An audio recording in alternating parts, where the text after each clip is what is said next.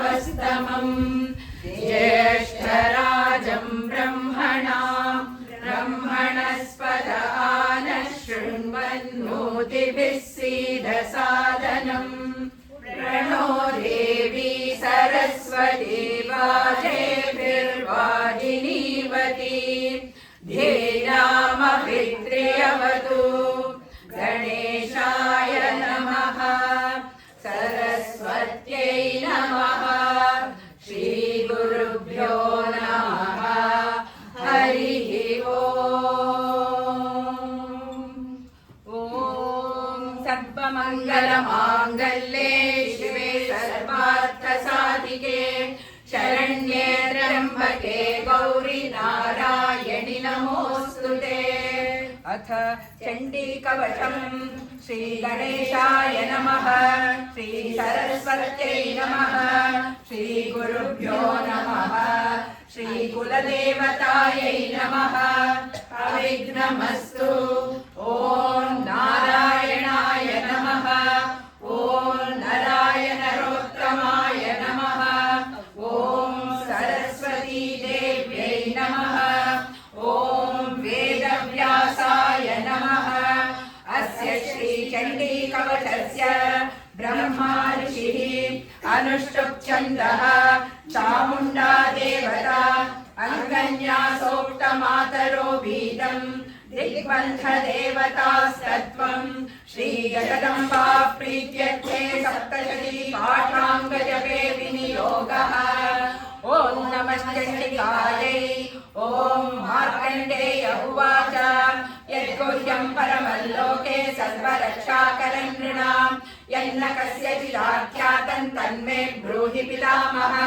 ब्रह्मोवाच अस्ति गुह्यतमं विप्र सर्वभूतोपकारकं देव्यास्तु कवचं पुण्यं तच्छृणुष्व महामुने। प्रथमं शैलपुत्रीति द्वितीयं ब्रह्मचारिणी तृतीयं चन्द्रघण्टेति कूष्माण्डेति चतुर्थकं पञ्चमं स्कन्दमातेति षष्ठं कात्यायनीति च सप्तमं कालरात्रिश्च महागौरीति चाष्टमं नवमं सिद्धिदात्री च नवदुर्गा प्रकीर्तिताः। उक्तान्येतानि नामानि ब्रह्मणैव महात्मना अग्निना दह्यमानस्तु शत्रुमध्ये गतोरणे विषमे दुर्गमे चैव भयात्ताः शरणं गताः न तेषां जायते किञ्चिदशुभं रणसङ्कटे नापदन्तस्य पश्यामि शोकदुःखभयं नहि यैस्तु भक्त्या स्मृता नूनं तेषां सिद्धिप्रजायते। प्रेतसंस्था तु चामुण्डा वाराही महिषासना ऐन्द्री गजसमारूढा वैष्णवी गरुडासना माहेश्वरी वृषारूढा कौमारी शिखिवाहना ब्राह्मी हंससमारूढा सर्वाभरणभूषिता नानाभरणशोभाढ्या नानारत्नोपशोभिताः दृश्यन्ते रथमारूढा देव्यः क्रोधसमाकुलाः शङ्खं चक्रं गदां शक्तिं हलं च मुसलायुधं केटकं तोमरं चैव परशुं पाशमेव च कुन्तायुधं त्रिशूलं च शार्ङ्गमायुधमुत्तमं दैत्यानां देहनाशाय भक्तानामभयाय च धारयन्त्यायुधानि तं देवानां च हिताय वै महाबले महोत्साहे महाभयविनाशिनी त्राहि मां देवि दुष्प्रेक्ष्ये शत्रूणां भयवर्धिनी